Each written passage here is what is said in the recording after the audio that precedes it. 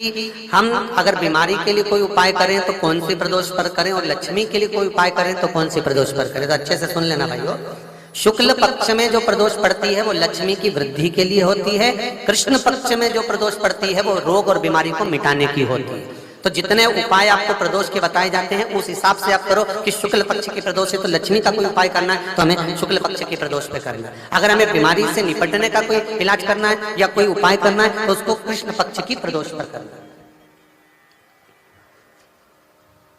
अब शुक्ल पक्ष की प्रदोष, उसकी प्रदोष का दिन था, बैठा हुआ था।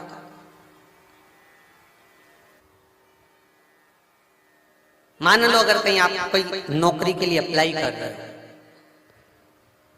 लॉकडाउन में सर्विस छूट गई, कई लोगों की छूटी,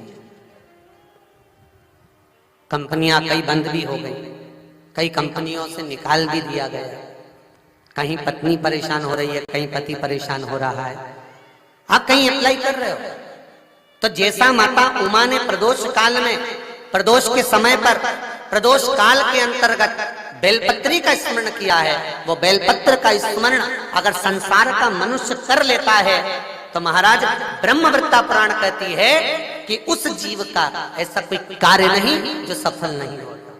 महाराज मेरा निवेदन रहेगा, किसी एग्जाम में आप बैठ रहे हो, इंटरव्यू के लिए जा रहे हो, किसी कार्य के लिए जा रहे हो, नौकरी नहीं लग रही, सर्विस नहीं लग रही, तो महाराज तांबे के कलश में 11 बेलपत्र को रखा जाए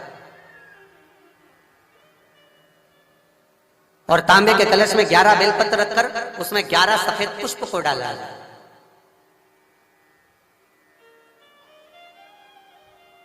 लाल चंदन घिसकर कटोरी में लेकर जाइए।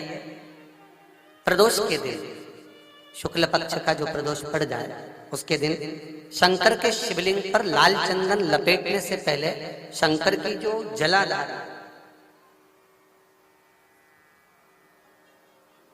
महाराज ये शिवलिंग है, ये शिवलिंग है और ये पूरी गोल और ये चरण, ये जलाधार है, ठीक है। आपको पहले भी कहा है शंकर जी की पूरी जलाधारी में शंकर जी का संपूर्ण परिवार है।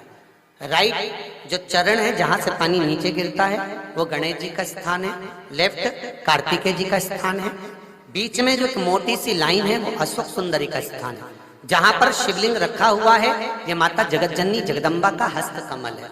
शंकर भगवान को माँ अपने हस्त कमल पर रखी हुई है।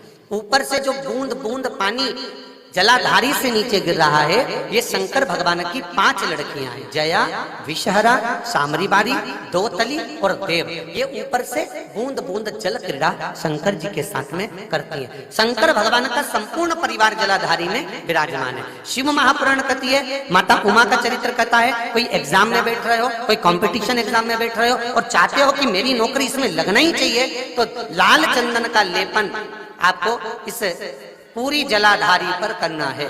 लाल चंदन का लेपन पूरी जलाधारी पर करना। और महाराज जी जिस कलश में आपने घर से 11 बेलपत्र और 11 सफेद पुष्प जल के अंदर डालकर लाए हो उसको आप चढ़ाएंगे तो इस तरह से चढ़ाएंगे कि उसका भाग हमें दिखे चढ़ते समय, ऐसे नहीं चढ़ाना, उसको चढ़ाते समय इस तरह से चढ़ाएं कि वो जल का भाग हमारी ओर गिरता हुआ।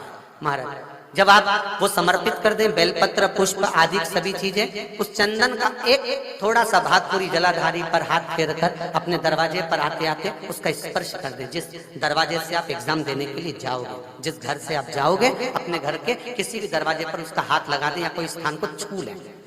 जिसको आप दरवाजे को खोलकर दरवाजे को स्पर्श कर कर या दीवार को छूकर या अलमारी को छूकर, जिसको भी छूकर आप जाओगे उसका स्पर्श कर लेना। फिर आपको कुछ नहीं करना है, उमा और महेश ही सब कुछ करेंगे जो उनको करना है, सब साथ।